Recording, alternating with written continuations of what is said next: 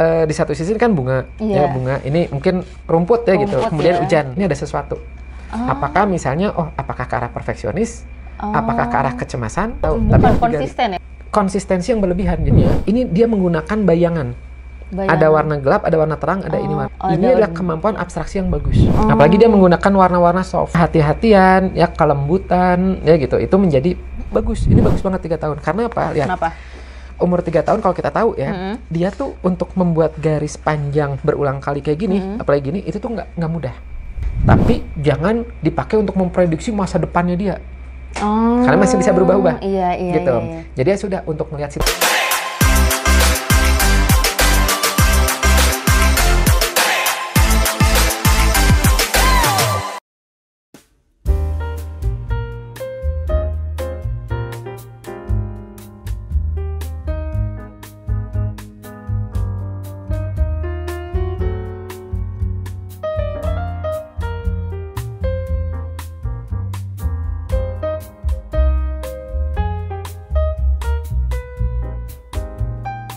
Halo teman-teman semua, ketemu lagi bersama Kang Afif dan juga Dania di acara Grafocast. Yes, dan di acara kali ini kita akan sharing salah satu materi yang menarik banget. Yaitu adalah Doodle test. Apa itu doodle test? Nah, ini tuh sebenarnya penasaran banget aku, Kang Afif.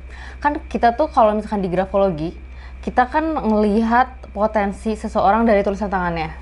Nah, sedangkan itu kita udah pernah bahas juga kalau misalkan tulisan tangan yang idealnya mungkin yang udah mateng gitu ya, orang umur-umur remaja gitu ya, di 17 tahun ke sana. Nah, kan ketika kita mau ngelihat potensi nggak mesti nunggu di umur 17 tahun ya, Kang Afif ya? Yes, betul. Nah, sebagai orang tua juga mungkin pasti pengen dong ngembangin potensi anaknya.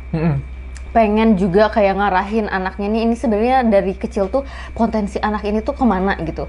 Nah, bisa nggak Kang Afif dari grafologi sendiri itu kita ngelihat tuh dari maksudnya dari kecil gitu, anak dari usia mungkin toddlers bisa dilihat potensinya gitu, Kang Afif? Iya, oke. Jadi ini menarik nih. Ada satu negara yang rutin banget untuk ngebikin alat-alat tes, yaitu negara Prancis ya. Jadi Prancis tuh banyak tes psikologi ya, psikotes itu yang memang diteliti awalnya itu di Prancis tuh banyak banget. Seperti misalnya ada waktu itu tuh ada tipologi tentang ukuran tubuh ya, tentang ukuran tubuh juga ada ada dari golongan darah, ada dari bentuk kepala apa dan sebagainya, itu banyak banget. Iya, kayaknya aku pernah baca buku, salah satu buku yang apa ya, dari tubuh itu ya gitu. Nah, fisiognomi namanya itu, terus macam-macam. Nah, kemudian mereka banyak juga yang akhirnya meneliti yang kan itu ada yang faktor karena ya keturunan ya kan gitu, ada yang faktor karena lingkungan gitu. Udah gitu ada yang dilakukannya hanya ketika orang itu udah besar misalnya kayak grafologi ya, berarti bisanya setelah dia menulis gitu. Nah, mereka juga mencari tahu gimana caranya untuk mengetahui karakter anak-anak yang belum bisa nulis. Iya, benar gitu. Nah, akhirnya mereka ngeliat nih selain ini ya, selain observasi gitu. Kan kalau observasi kelihatan tuh dari kecil kan gitu. Nah, mereka tuh pengen melakukan tes yang berhubungan sama grafisnya, jadi coret-coretnya, karyanya mereka. Akhirnya dibikinlah satu penelitian yang namanya tuh doodle test. Jadi doodle test itu adalah mengetahui karakter anak-anak dari doodle-nya mereka. Doodle tuh coretan-coretannya, gitu. Dan itu menarik. Ternyata mulai dari kecil diamati gitu, kayak misalnya baru lahir itu kan belum bisa nulis ya, belum bisa coret-coret gambar, tapi kan tangan tuh udah bisa grasping gini kan gitu. Jadi kalau kita kasih jari, bayi itu akan gitu. Iya, megang. Nah, terus aja kayak gitu, terus diperhatikan. Nanti udah gede sedikit, megang pensilnya seperti apa, kalau dikasih krayon, terus gitu umur 1 tahun, 2 tahun, tapi belum ada bentuknya. Nah, nanti lama-kelamaan anak itu akan bisa mulai mengontrol sedikit demi sedikit, ya. Terus gitu. Umur 3 tahun udah mulai bisa coret, tapi masih belum ada maknanya lah, masih ceker ayam gitu ya. Tapi dalam dunia imajinasi anak itu tuh udah membentuk sesuatu. Kemudian orang tua, tugasnya orang tua itu adalah mengencourage, memotivasi. Jadi bagus ya, itu gambar apa? Kita tanya aja gitu, karena mungkin kita ngelihatnya abstrak, apa sih gitu kan, gitu cuman coretan-coretan. Tapi dalam dunia otak anak tuh itu adalah wow, itu beautiful, ini tuh bagus, pemandangan dan sebagainya. Nah, dia tanya itu apa? Iya, ini tank baja. Wah, bagus ya tank baja. Coba ceritain dong. Dia cerita dengan imajinasinya dia. Nah, lama-kelamaan gitu anak itu akan membikin dan sebagainya sampai menurut para peneliti itu di usia 7-8 tahun itu motorik halusnya udah mulai matang. Oh, 7-8 tahun. 7-8 tahun. Okay. Makanya kita belajar nulis gitu kan ya, kurang lebih 7-8 tahun tuh kelas 1 SD lah. Kelas 1 SD, 2 SD itu baru bisa nulis dan sebagainya. Sebelum 7-8 tahun bisa dia kayak gambar, ya, gambar ikan, gambar rumah gitu, bisa nulis juga udah mulai bisa, tapi motorik halusnya belum matang. Jadi masih yang belajar gitu.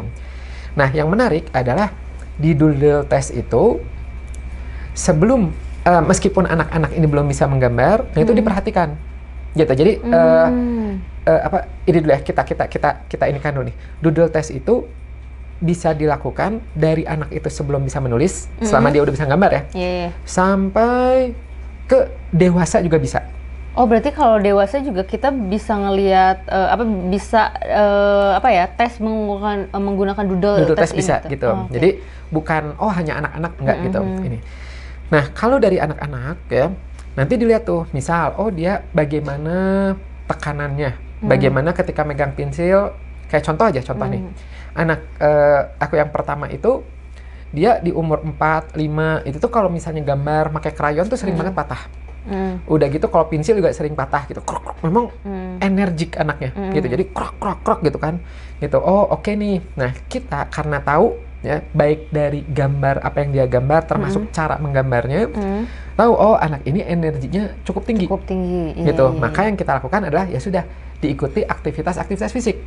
Seneng dia tuh akhirnya main bola, main ini, bahkan sampai sekarang gede juga seneng banget olahraga gitu, dari kecil kelihatan. Beda sama anak yang kedua. Yang kedua itu kalau dikasih pulpen ya, atau pensil atau krayon gitu tuh, dia halus banget, tipis. Kadang pensil sampai nggak kelihatan itu gambar apa sih. Tipis gitu.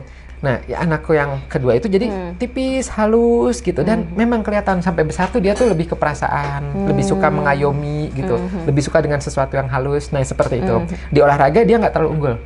Gitu. Nah, itu adalah dari salah satu contoh doodle. Meskipun itu bukan apa yang dia gambar ya, itu dari caranya. Nah, di doodle itu nanti dianalisis juga termasuk apa yang dia gambar. Nah, itu yang bisa sampai besar pun itu bisa dianalisis. Gitu. Nah, tapi kalau dari doodle test sendiri ya Kang Viv, kalau misalkan kan kalau grafologi kan 10 aspek. Nah, kalau misalkan doodle test tuh kita tuh bisa ngelihat apa maksudnya di kepribadian anak. Nah, doodle itu secara mudah dibagi 2 cara analisis ya. Analisis yang pertama itu memang ada template-nya ya, jadi ada bentuk-bentuk ada elemen-elemen. Jadi ada yang ada 8 kotak, ada yang 10 kotak gitu, tapi ada elemennya. Jadi misalnya ada titik, ada garis, ada apa gitu. Nanti orang itu diminta untuk melengkapi. Kalau di psikologi itu mirip seperti tes Swarteg namanya, atau WZT. Jadi ada 8 kotak, nanti ada titik, ada garis, nanti diminta lengkapi gitu. Nah, itu mirip tuh, di doodle ada. Itu yang pertama. Sehingga nanti apapun yang dia gambar, kan itu ada namanya itu ada stimulus, ada rangsangan ya, ada misalnya nih, ada 1 kotak, udah gitu ada titiknya. Kemudian kita diminta untuk melengkapi gambar di situ. Ya kan, itu kan kita masing-masing beda-beda tuh. Ada yang titik nanti bikinnya jadi jam, ya ada yang jadi tempat ujungnya panah misalnya. Nah, di balik itu digali. Kenapa dia gambar ini? Kenapa dia gambar apa? Dan titik tuh artinya apa sih? Gitu. Nah, itu yang digali itu. Itu metode tes yang pertama. Metode tes yang kedua adalah tanpa ada stimulasi sama sekali. Jadi kertas kosong. Kertas kosong, udah gitu sok silahkan gambar. Nah, nanti beda tuh, ya macem-macem gitu. Ada misalnya yang gambarnya sukanya tuh gambar bunga, kupu-kupu, kelinci gitu. Sesuatu yang harmonis. Sementara si B gambarnya misalnya gambar pedang, ya, pistol, ada lagi yang monster, ada yang perang, ada yang itu macam-macam, ada yang makanan gitu. Nah, di balik itu digali tuh. Gitu. Oke. Nah, pertanyaan tadi Kang Viv, jadi kalau misalkan berarti kita ngelihat menganalisis gambar ini berarti tadi dari elemen-elemen, terus dia tuh gambar apa gitu kan. Nah, terus kan kalau aspek maksudnya kalau grafologi itu kan 10 aspek, kita bisa ngeliat dari thinking pattern-nya, terus relasi sosial dan lain-lain. Nah kalau misalkan doodle art ini tuh, doodle test ini, yang bisa kita lihat ke anak tuh apanya Kang Afif? Ya, nah berarti melanjutkan yang tadi ya. Tadi kan ada 2 tes tuh. Ya. Kalau tesnya itu adalah yang stimulasinya bebas, jadi kasih kertas kosong, sok silahkan gitu. Kadang jadi tergantung kebutuhan tesnya apa. Misal nih psikolognya gitu. Psikolog kita mau gali tentang apa? Apakah hubungan kekeluargaannya anak ini seperti apa? Ya. Atau misalnya apa? Nanti ada instruksi khususnya. Silahkan gambar rumah, pohon, misalnya gitu. Ya. Nah nanti udah gitu digali. Dia gambarnya sama ibunya gimana? Nah itu banyak bisa digali. Jadi kalau yang kedua ini, yang stimulasinya bebas ya sesuai sama instruksi psikolognya gitu, yaitu nanti yang digali bisa sangat variatif sekali kebutuhan sesuai kebutuhan psikolognya apa yang mau digali gitu. Nah kalau metode yang pertama yang ada stimulasinya, yang ada kotak nanti itu juga ada beberapa yang memang didesain untuk kita pengen tahu apanya gitu. Jadi kayak misalnya ada hubungan dia dengan dirinya sendiri, ada dia dengan orang lain, ada dia ketika menemukan tantangan, sesuatu yang sulit itu akan seperti apa. Kemudian ketika dia itu ditemukan dengan, jadi ada macam-macam ya gitu. Ada dia sama sosial, dia sama tantangan, dan creativity udah macam-macam. Ada 10 di situ. Oke. Nah, aku sebenarnya penasaran juga nih Kang Afif. Ketika kepribadian anak itu terbentuk benar-benar, maksudnya terbentuk suatu kepribadian anak tuh di usia berapa Kang Afif? Mulai terbentuk. Kalau dari teorinya, kepribadian itu ditentukan oleh 2. Nature dan nurture. Jadi nature tuh genetika turunan, dan nurture itu lingkungan, faktor yang membentuknya ya. Jadi adat istiadat ya, aturan rumah apa dan sebagainya.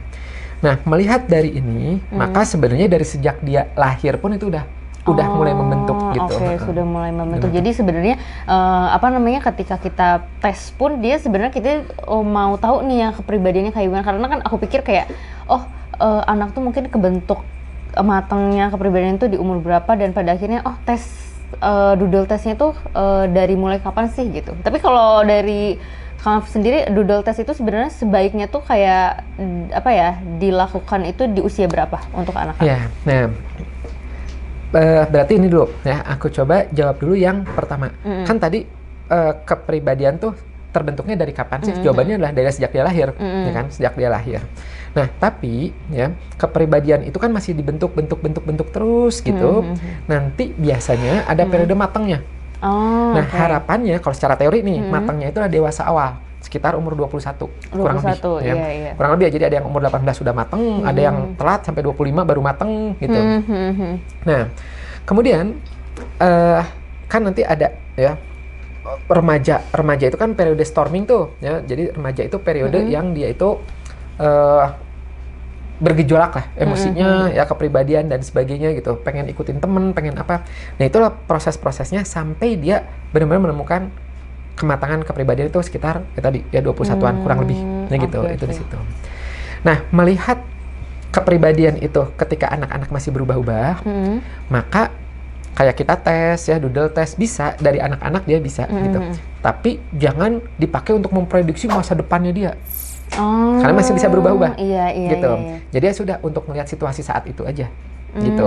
Oh ini ditekan nih, kayak contoh ya gitu. Oh memang ini ada dia kuat nih, ya udah yuk latih. Gitu. Jadi langsung solusinya. Gitu. Oh ini gambarnya gini, ada apa ya, coba digali. Jadi itu saja gitu, bukan untuk prediksi jangka panjang. Kalau kan tadi kata Kang Afif, itu nggak cuma buat anak-anak aja ya Kang Afif ya. Nah itu bisa juga untuk dewasa. Nah tapi kalau misalkan kayak orang dewasa, terus apalagi kalau dia tuh emang seniman mungkin, atau dia memang suka menulis kayak gitu, suka melukis kayak gitu. Nah, lukisan itu tuh bisa dianalisis nggak sih Kang Afif? Ya, nah itu beda. Ya, jadi beda. Gini, biasanya kalau untuk orang dewasa pakainya metode tes pertama, yang stimulasinya kita kasih. Kayak tadi ada kotak nih, ada titik, ada ini, sok kamu seperti apa, menangani itu seperti apa gitu. Karena beda, kalau untuk seniman melukis itu kan ya dia punya intens lain. Nah, saya pengen gambar, saya pelukis pemandangan, ya dia akan gambar pemandangan gimana. Tujuannya tuh beda, bukan untuk menggali personality gitu. Oh, oke. Oh iya. Oh ya, berarti kalau misalkan misalkan aku balik lagi ke yang usia toddlers atau misalkan anak-anak gitu ya. Nah, ada nggak Kang Afif kayak, kan kalau anak tuh memang ada perkembangannya ya, ada fase-fasenya gitu.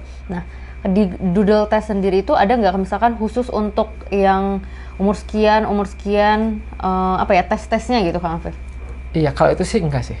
Enggak jadi ya, bisa. Jadi mau di umur berapapun itu, bisa gitu ya. Cuman memang biasanya dipakainya untuk yang remaja ke bawah. Karena kalau udah remaja ke atas, ya dia udah bisa nulis, pakai grafologi, gitu. atau bisa pakai apa-apa gitu. Jadi biasanya memang yang remaja ke bawah lah. Oke. Nah, kalau misalkan kita mau doodle test itu biasanya kemana sih Kang Afif? Ya, jadi doodle test itu sebenarnya ya, doodle test itu ada banyak banget. Ya, kalau kita membaca dari historinya, dari peneliti-peneliti itu ada banyak banget. Tapi kalau mau yang keahlinya, biasanya ke psikolog. Oke. Dan ada macam-macam tuh ya, termasuk jenis-jenis doodle tuh, doodle test secara umum, doodle test kayak WZT itu masuk doodle juga, ada draw a man, ada draw a person, mirip tuh ya, tapi beda ahlinya, ada draw a tree, gambar pohon, ada HTP, host tree person, macam-macam. Nah, psikolog itu mereka belajar apa makna-makna di balik masing-masing stimulasi itu. Gitu, sehingga nggak sembarangan cuman ini orang ini gambarnya bunga, berarti orang ini suka bunga, nggak kayak gitu. Bunga itu ada sesuatu di balik itu, apa bunganya, apa ininya, apa terus gimana bentuknya, itu tuh ada banyak. Nah, itu biasanya psikolog gitu. Ini ya umumnya gitu.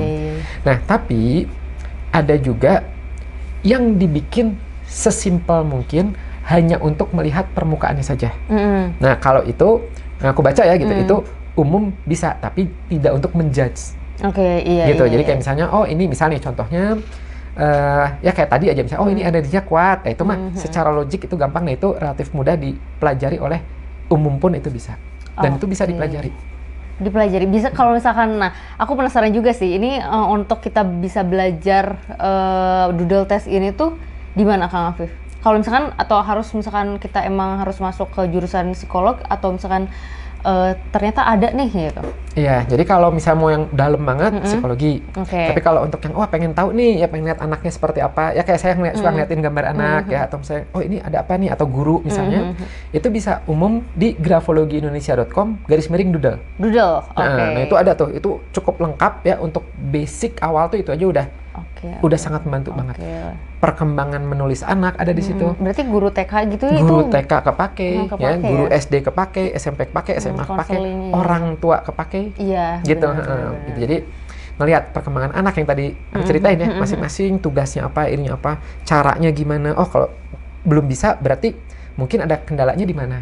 Kalau ini termasuk warna juga, pilihan warna itu nah ini juga. Aku menarik banget nih Kang Afif. Apakah warna sendiri tuh apa ya, ada artinya nggak sih ketika anak-anak tuh memilih warna-warna gitu Kang Afif? Ada. Jadi kalau dikasih pilihan banyak ya, kasih pilihan. Ada, nanti warna merah artinya apa, kalau warna ini apa, warna ini apa gitu, itu ada. Nah aku sebenarnya penasaran nih Kang Afif ya, cara doodle test ini gimana nganalisisnya. Nah, aku ada beberapa gambar, ya aku pengen lihat,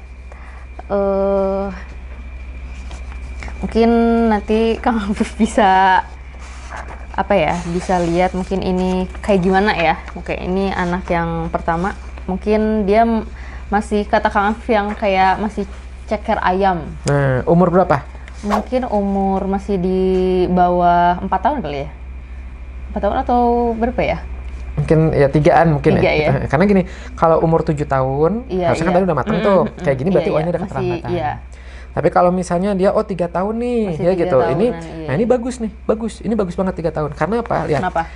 Umur 3 tahun kalau kita tahu ya, dia tuh untuk membuat garis panjang berulang kali kayak gini, apalagi gini, itu tuh nggak mudah.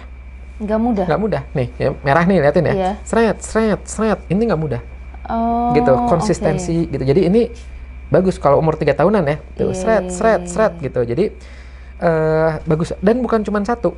ya rata-rata nih biru dia panjang. Jadi dia coba aja bandingin sama coretan-coretan umur kita biasanya tuh sedikit gitu. Oh, jadi kayak contohnya. ngelihat dari misalkan apa namanya konsistensinya betul kayak gitu ya. gitu. Udah gitu kita lihat lagi nih. Ini aku nggak ngeliat gambarnya ya, tapi misalnya asumsinya adalah dikasih kertas begitu ada banyak pilihan warna. Ini dia menggunakan banyak warna. Iya. Bagus. Kenapa? Emotion cheerful-nya tuh dia memanfaatkan apa yang ada di depan dia itu banyak. Oh, gitu. Oke. Biasanya kalau ya 3 tahun, berapa tahun ya udah dia megang satu-satu aja gitu. Ya paling 2 atau apa. Kecuali kalau diarahin ya, nih pakai yang ini pakai yang gitu. ini juga bisa pakai yang ini Betul. gitu ya. Kalau dia ngambil sendiri itu bagus. Jadi ini bisa jadi ini meskipun ini bukan tes IQ ya. Iya. Tapi kalau kurang lebih lah 3 tahun ya, kemudian dengan asumsi barusan bisa jadi ini pintar anaknya. Gitu. Mantap. Oke, ini berarti kita tuh nggak ngelihat apa ya gambarnya ya. Ya. Oke. Maksudnya kebagusan atau estetik atau enggaknya ya. Oke.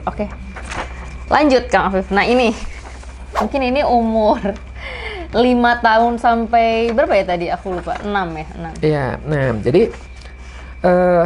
nanti tuh ketika membahas doodle dan sebagainya tuh kita harus tahu juga psikologi kognitifnya anak. Kognitif Psikologi otaknya anak gitu. Kapan dia itu berpikir konkret operasional, ya kapan abstrak, kapan apa dan sebagainya.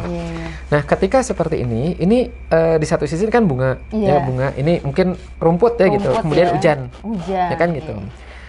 Bagus ya gitu. Cuman ketika ada pengulangan yang seperti ini pengulangan terus-terusan nih, garis-garis dan itu ini menjadi sesuatu notes catatan yang perlu digali. Nggak bisa dijawab sekarang, ya gitu. Tapi harus digali. Ini ada sesuatu.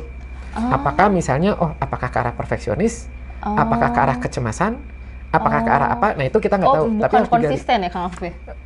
Konsistensi yang berlebihan jadinya. Konsisten yang berlebihan. Gitu, ya. Oke. Ini, ya kan gitu. Kemudian bunganya menjadi ketutup seperti ini, ya. Jadinya kan bagus nih, harusnya kan gitu, ketutup gitu. Karena mungkin hujan ya kayaknya. Iya, gitu. Okay. Nah, kalau dia itu terutama misalnya 7 tahun, itu secara nggak langsung idealnya udah tahu nih bahwa ininya kan niatnya mau nunjukin ini. Kalau kena biru gini ketutup dong, dia akan menipiskan atau kalau nggak diwarnain di situ, gitu. Ya. Nah, ini nggak, dia terpaku sama si hujannya ini, berarti ada sesuatu. Nah itu harus digali gitu. Oke. Oh iya. Tapi bagus dia pemanfaatan. Ini kan semua terisi, semua terisi. Ya berarti besar kemungkinan ya lama kelamaan itu dia akan terpatok sama aturan ke arah perfeksionis, ke arah apa? Tapi karena cemas jadinya. Gitu. Oke. Wow, ternyata ini ya dari gambar aja saya dalam ya lumayan. Oke. Ini yang ketiga, ini mungkin 7 tahunan ke atas ya, 7 tahunan ya berarti. Nah, ini bagus nih ya. Ketika kita lihat dari sini, misalnya ini 7 tahun. Ya, pertama aja kita lihat, ini secara ini kan bagus ya, keluarga, camping. Nah, aku mau ngelihat ini dulu nih ya. Pohonnya, ini dia menggunakan bayangan. Ada warna gelap, ada warna terang, ada ini warna. Iya. Ininya juga ya. Ini adalah kemampuan abstraksi yang bagus. Gitu. Ini bagus banget, gitu, bagus banget. Ini kita nggak tahu apakah dia belajar gambar atau nggak, tapi menggunakan seperti ini aja itu berarti bagus. Iya, karena jadi kayak apa ya, kayak real gitu kayak ya. Real, betul. Jadi di otaknya tuh jalan gitu. Kemudian udah gitu, ini penggunaan warna, ya ada smile, ada seperti ini menunjukkan emotion positif, cheerfulness-nya ya dengan happiness dengan dan sebagainya itu bagus. Kemudian apa ya disebutnya itu sekitarnya ya itu bagus. Ini bagus nih, bisa dibilang ya anaknya bagus atau iklim keluarganya bagus juga. Iklim keluarganya gitu, dan anaknya juga bagus nih, pintar. Iya. Jadi pada akhirnya juga dia menggambarkannya pun ini ya kayak senyum, terus warna-warna colorful. Betul. Gitu ya. Dan hebatnya lagi adalah awannya putih. Iya, memang awan putih ya. Ya kan gitu, dikosongkan gitu. Kan biasanya rata-rata malah awannya yang diwarnain, gitu, ya kan gitu. Iya. Tuh, dia memanfaatkan ininya biru, ininya dibikin gini, berarti kan maju nih. Dan semuanya juga terisi ya, Kang Afif ya. Oke. Wow. Bagus nih. Akila. Oke. Nah, yang terakhir nih Kang Afif. Ini umur 10 tahun. Nah, ini cantik banget ya. Nah, ini ya gitu. Nah, ini kalau kita ngeliat ini tipis banget. Iya. Kan tipis gitu. Nah, ini yang sensitivity-nya tinggi. Apalagi dia menggunakan warna-warna soft, gitu. Iya, Jadi, gitu. Dia mempertimbangkan kan banyak white space-nya juga, nggak semua dia isi, gitu. Jadi kehati-hatian, ya kelembutan, ya gitu. Itu menjadi warna dalam dirinya dia ini. Oke. Gitu. Oh, tapi sorry Kang Afif. Nah kan tadi ngelihat tipis atau enggaknya, mungkin ini kan perbedaan ini kan mungkin pakai krayon dan ini mungkin pakai apa ya? Pakai kayak spidol tipis yang pastel kayak gitu. Nah, kalau misalkan di doodle test ada nggak Kang Afif apa ya namanya kayak aturan-aturan menggunakan? Sebenarnya enggak sih. Enggak gitu. Cuman ini kayak ini krayon. Krayon nih tekanan segini normal. Kalau misalnya kita sering menganalisa gitu ya, nanti akan kelihatan ada 5 orang. Krayon ada yang tipis, ada yang ditekan, itu tuh akan kelihatan. Gitu. Iya. Sama ini juga nih. Ini misalnya ini kan kayak stabilo ya. Stabilo kelihatan gitu antara yang stabilo ditekan atau enggak. Pensil juga sama. Pensil 10 orang kasih pensil, ada yang ditekan, ada yang tipis gitu. Nah, itu kelihatan gitu. Jadi itu sensitivity-nya, ini perasaannya bagus nih. Wow, oke. Gitu. Wih, thank you Kang Afif. Sama-sama. Makin apa ya, maksudnya makin nambah wawasan lagi ya untuk apalagi ini menurut aku ini penting banget untuk orang tua, guru TK, terus juga apa ya, guru SMP, konseling, guru-guru konseling gitu ya, untuk melihat siswa-siswanya atau bahkan anaknya untuk mengembangkan terus potensi-potensinya gitu. Ya, bener nggak Kang Afif? Betul banget, betul banget. Oke, thank you banget Kang Afif ya udah sharing-sharing tang doodle test ini. Sama-sama. Semoga dan teman-teman yang tertarik bisa belajar di grafologiindonesia.com/doodle. DOODLE ya gitu. Oke, nanti linknya juga aku cantumin di deskripsi biar mempermudah teman-teman untuk klik gitu. Yes. Oke, thank you Kang Afif dan thank you teman-teman semua. Nanti kita ketemu lagi di video selanjutnya. Bye-bye.